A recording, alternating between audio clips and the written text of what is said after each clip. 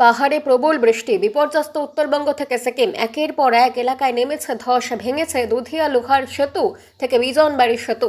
মৃতের সংখ্যা বেড়ে দাঁড়িয়েছে 17। রবিবার সকাল থেকে বন্ধ একাধিক পাহাড়ি রাস্তা। মৃতের সংখ্যা আরও বাড়তে পারে বলে আশঙ্কা। আরও বড় বিপর্যয়ের আশঙ্কা করছেন বিশেষজ্ঞরা। এই পরিস্থিতিতে রাজ্য সরকারের পাশে দাঁড়ানোর আশ্বাস দিলেন প্রধানমন্ত্রী নরেন্দ্র মোদী। পরিস্থিতির ওপর নজর রাখা হচ্ছে বলে জানিয়েছেন তিনি সমাজ মাধ্যমে।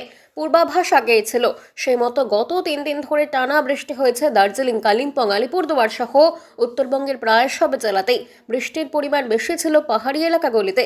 টানা বর্ষণের ফলে মাটি আলগা হয়ে যাওয়ায় শনিবার রাত থেকে ধস নামতে শুরু করেছে।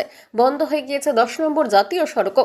ধসে চাপা পড়ে জলে তলিয়ে মৃত্যু হয়েছে অসংখ্য মানুষের। এখনও পর্যন্ত সঠিক সংখ্যা জানা না গেলেও সংখ্যাটা 17-র কাছাকাছি এবং এটি বাড়ার আশঙ্কা রয়েছে। বিপদসীমার উপর দিয়ে বইছে তিস্তা, জলঢাকা সহ প্রায় সমস্ত নদীর জল। ধসের ফলে শিলিগুড়ির সঙ্গে ঋষিখোলা, পেডংয়ের যোগাযোগ বিচ্ছিন্ন হয়েছে। একই অবস্থা মিরিকেরও। সেখানে ধসের পর ধস নামায় 9 জনের মৃত্যু হয়েছে। পরিস্থিতি পর্যবেক্ষণ করতে আগামীকাল অর্থাৎ সোমবার উত্তরবঙ্গ যাচ্ছেন মুখ্যমন্ত্রী মমতা বন্দ্যোপাধ্যায়। নবান্নে খোলা হয়েছে 24 ঘন্টার কন্ট্রোল রুম। যে কোনো অসুবিধায় পাশে রয়েছে রাজ্য সরকার। উদ্ধার কার্য চলছে দ্রুত গতিতে।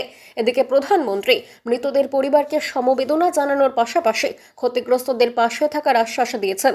সোশ্যাল মিডিয়ায় তিনি লিখেছেন, দার্জিলিংয়ের সেতু ভেঙে পড়ায় অনেকের মৃত্যু হয়েছে। আমি ঘটনায় মর্মাহত। যারা প্রিয়জনকে হারিয়েছেন তাদের প্রতি সমবেদনা রইল। আহতরা দ্রুত আরোগ্য লাভ করুন এই কামনা করি। টানা ভারী বর্ষণ এবং ধসের কারণে দার্জিলিং ও সংলগ্ন এলাকায় যা পরিস্থিতি, তাতে নজর রাখা হচ্ছে। ক্ষতিগ্রস্তদের পাশে থেকে সম্ভাব্য সাহায্য পৌঁছে দেওয়ার জন্য আমরা প্রতিশ্রুতিবদ্ধ। বাংলা খবর, আপনার রাজনীতি, আপনার আওয়াজ।